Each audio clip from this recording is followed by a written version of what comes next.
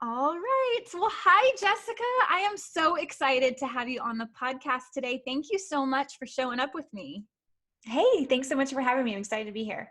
I know. So, before we get into our what I know is going to be an amazing conversation, every week I share a product, something that I'm loving that I want to share with my girlfriends. So, is there anything that you are currently loving? So there's these like Cheeto cheese puffs. I love cheese puffs growing up. Yes, I did. And so as you get older, like, okay, probably not the best choice. So I love the brand is called Lesser Evil, and they are vegan and gluten-free and dairy-free and all those things, but they're just so good to me. And you can easily eat like a whole bag. So Lesser Oh, Evil cheese puffs.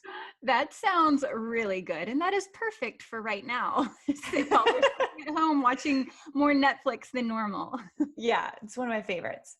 Awesome. I'm definitely gonna have to check that out because I took one of those Everlywell like food sensitivity tests, and cow's milk was at the very top of my list. Oh, And wow. I was drinking milk like multiple times a day. And so I stopped doing that, which has helped tremendously, but I haven't necessarily stopped all of the dairy. So I need to Yeah. start though. I was just telling Kyle, my husband, last night, I was like, I really need to start to find different options for like my Dorito love and my Cheeto love and all of that stuff. So I'm gonna have to. Yep. That's what I do. I'm like, okay, what can we do that's healthier?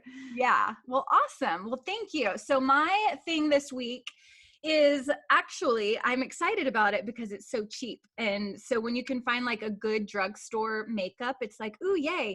But so CoverGirl blush, it says classic color blush. It's number 590 in soft mink, and I'm obsessed. So I actually had to buy this for my daughter's cheer.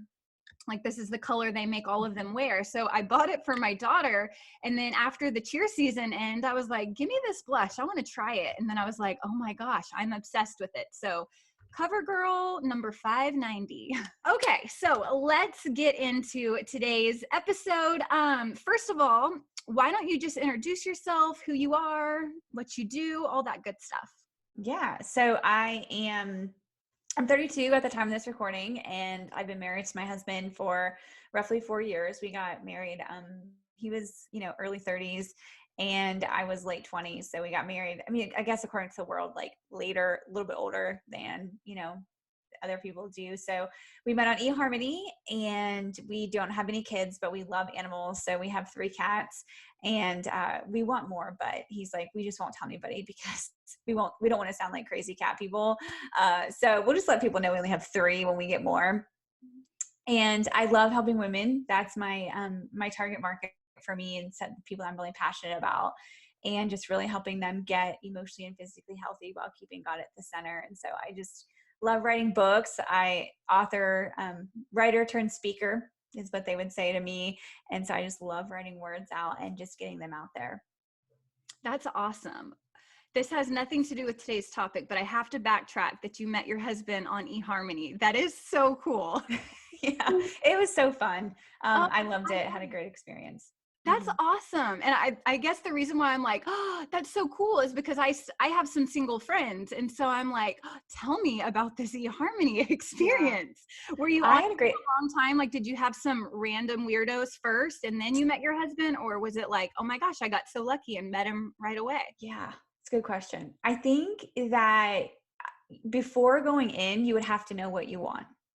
And that's important, which I would tell any girl. Like, you have to know your priorities, what you're looking for in a man. Because eHarmony, they ask you a ton of questions. When you even create your profile, it's like, how much money do you make? What do you do? Like, all of this, so that they can use their quote unquote system to help give you the best options and mates. I started with the free option, which doesn't give you photos of the people. And I was like, you know what? I want to see them. And then after I got the photos, I was like, I'm so glad that I did. And it was a lot of filtering, just like anybody else. Like, you talk to somebody and you're like, cause there's these back and forths. You do different kind of questions and surveys. And like, I mean, it's just crazy the things that they kind of put you through. And, yeah, I would say he was probably 3 or 4, person that I talked to. He lived in Pennsylvania. about 2 hours from each other. So it was a 2 hour commute. We talked on the phone for about 25 hours that first week. And then we met for the first time on that Saturday. That's awesome. Oh my gosh, I love that story. So cool. Okay, so ladies, if you're single, go try eHarmony. It works. It works, yes. Okay, so you saying all that you've accomplished and speaking and writing 3 books and all of that, a lot of people might assume, that you've just had this perfect life leading up to that, that things were maybe easy for you. And so why don't you take us back to your childhood and just some obstacles that you've overcome along the way? Mm, yeah, it's true.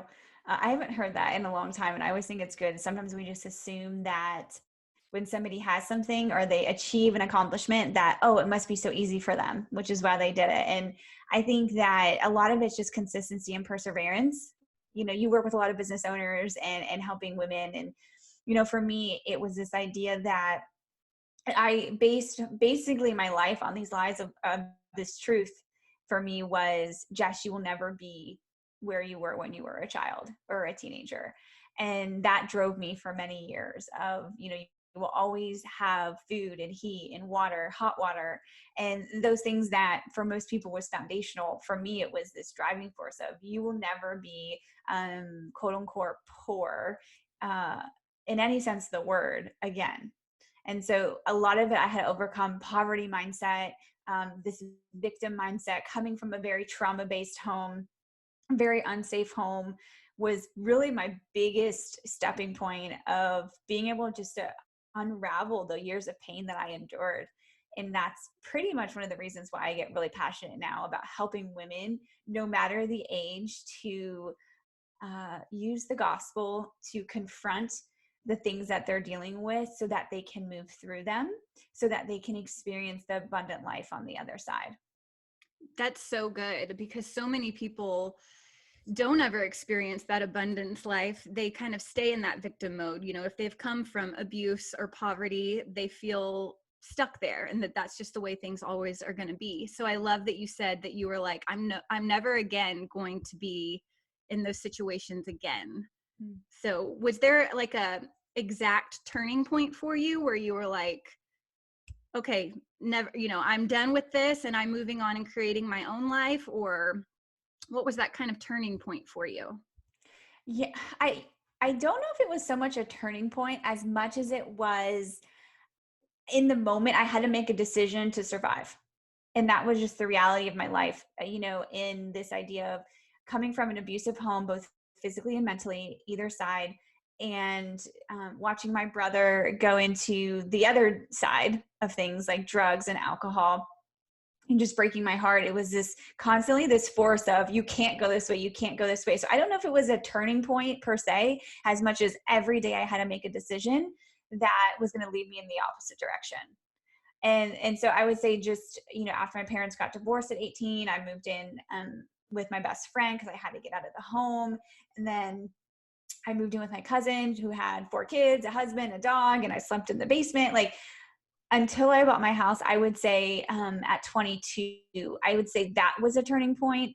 If we want to kind of say a turning point, because then I would say I have my own place now. Mm-hmm. It wasn't necessarily even a place I felt safe because the people that I dated, that had lived with me, but I would say it was a turning point for me in the sense of a self-accomplishment, a place of my own, even though I was still allowing a lot of pain and trauma into my life and being spoken about me and to me through my mid to early late 20s.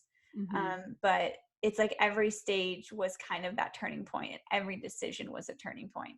Yeah. A gradual road to where you wanted to be, just like one Yeah. foot in front of the other.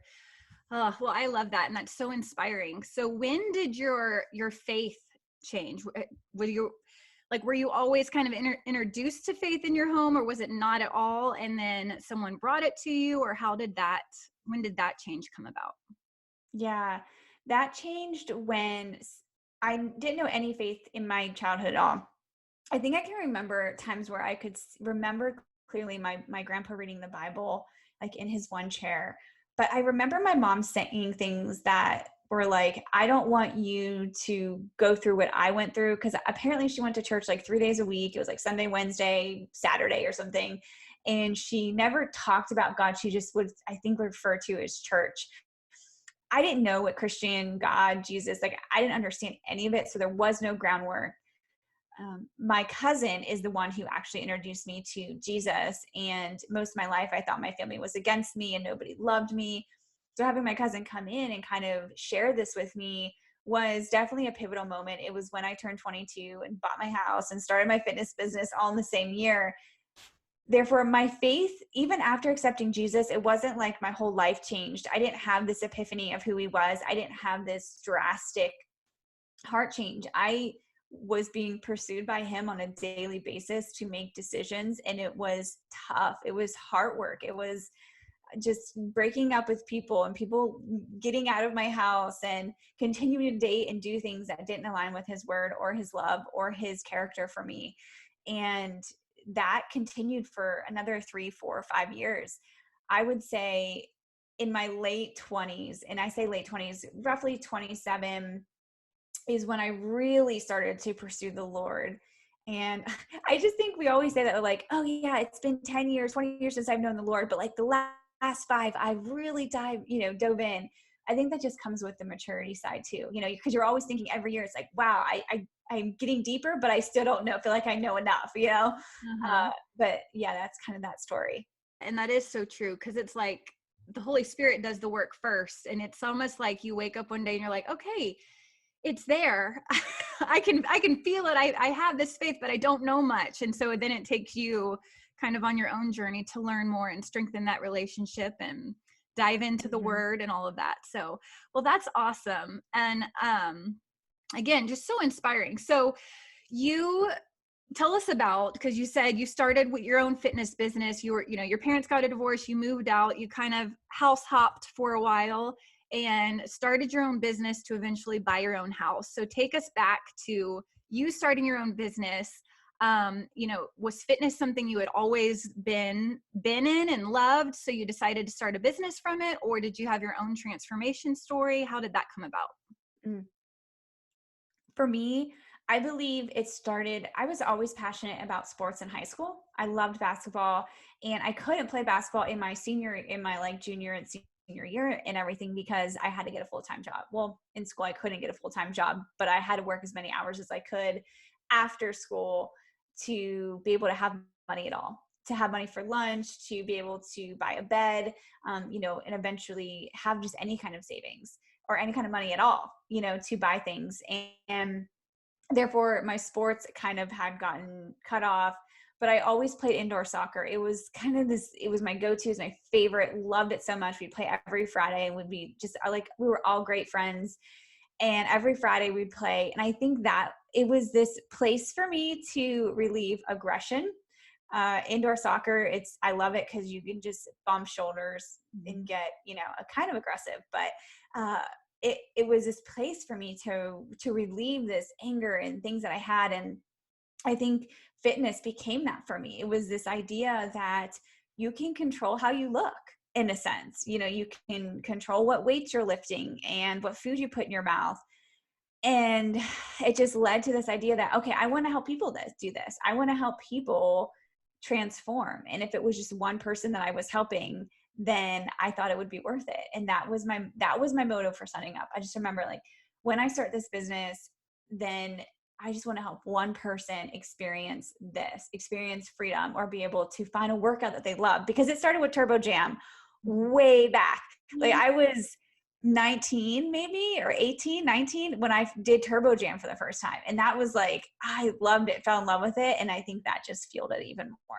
Yeah. Oh, that's awesome. It always helps when it's a workout that you truly love doing, because sometimes Mm-hmm. working out is not fun. So when it's True. something that you're like excited to do, it's so easy to stick with it, and it's so easy to share with others because you're like, oh my gosh, look what this did for me. It can do it for you too. Yeah, so true. Well, so tell us more about your books and what led you to writing them. So you started this fitness business. You did Yeah. that for how many years? Like, what led you to then writing a book? Mm. I think just like with any business, you go through these kind of ebbs and flows. And I think, even when you're called to it, you kind of start to, after a while, you're like, am I really supposed to be doing this? You know, because it's just, maybe it's the repetitiveness of it, or you are like, maybe I'm not making an impact. And I think that's kind of what I started to do, is like, as you mature, your brand, your message, and things change. And I started to realize that there was more inside of me that wanted to come out. I was terrible. I mean, even in college, I'm a 2 times college dropout, tried to go to college twice. And I remember in high school and college, when it came to English, hated reading books, got C's on grammar. I'm still terrible. My husband silently always corrects me. He's always like, Jess, like 1 in 4 words do I correct you? And I'm like, goodness, I know. And that is just my personality. It's true to me. But writing this was, I just needed to get it out. And I've always pretty much journaled a lot of what I felt. And I just felt like it was time to start putting these into a page. And that was 2014 when I started. That was 4 years after I started my fitness business.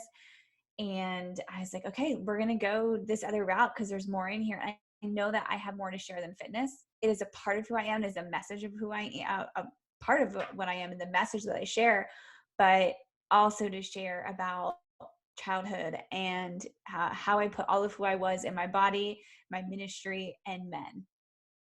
And that was really the start of the first book, Know Your Worth. So the first book is Know Your Worth. And then the second book is A Worthy Wife. A Worthy Wife. And then Own Your Worth. Own Your Worth. Oh, I love it. I love it.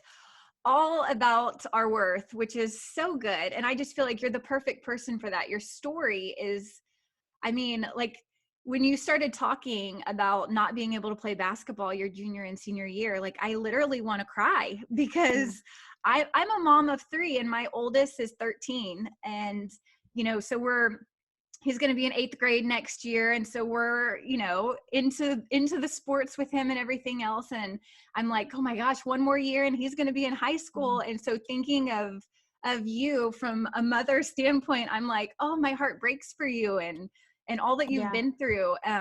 So you are just a perfect example of not letting your past define your future and really not just settling for that and being in a victim mode, but really just saying, this is what I don't want. And I'm going to do whatever I can to create the life that I do want. And that is just so inspiring. So thank you for just sharing your story. And I also love that your grammar stuff. I actually just shared in my stories today. I was making something for that social media challenge I'm doing, and I was looking at the word Wednesday, and I was like, that really doesn't look right. Yeah. Funny how some words just look weird, even though they're spelt right. And then I Googled it, and I was like, oh nope, I spelled that wrong. I mean, I can remember when I first started, I mean, I was so immature though, in the sense of everything was misspelled, or like love would be LUV. Do you know how we used to talk so slangy? Yes. And people would come and like message me and be like, you need to straighten up your grammar if you want to be taken more seriously, because I can't take you seriously until you start. And I was like, okay, like that was more than one occasion. And I was like, all right, you know, I have to straighten up, you know? So if more than one person tells me, maybe I should listen. Yeah. And that comes with maturing, you know, of just that, and how things have changed too, in kind of this space. Yeah.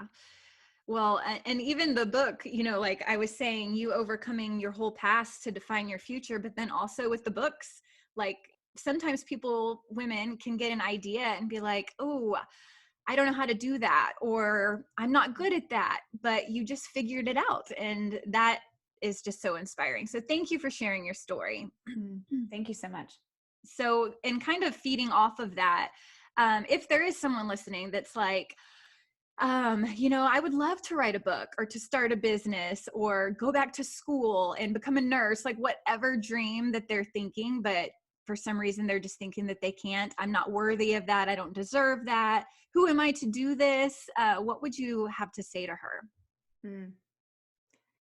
I think from my standpoint is, we often first ask you why you want it, because we often chase things that we see other people having, thinking we want them.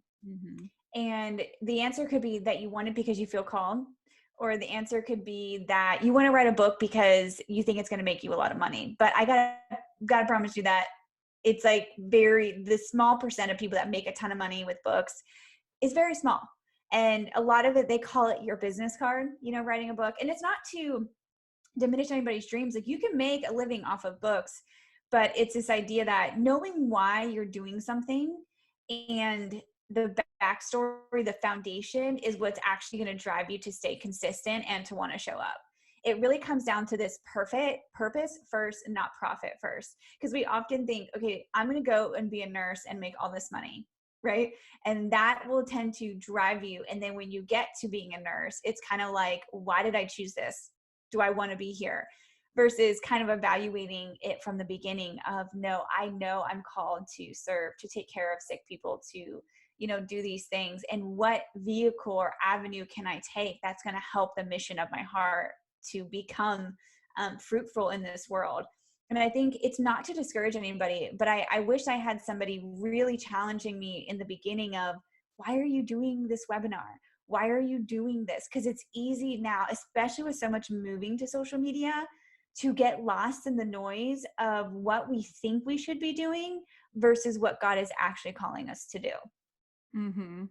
Yeah, that's really good to start with why. I love that. Awesome. Well, thank you so much for being here. And I'd love for you to tell everybody where they can find you and all of that stuff. Oh yeah, I would love to come. Just come hang out with me on Instagram. I'm Jessica Hottle. You can find me pretty much anywhere. Jessica Hottle, jessicahottle.com on the website, or on my podcast, What's the Truth, on any kind of listening platform. Yes. All right. Well, thank you so much. And I hope you'll have a fabulous week, and we will talk again next Monday.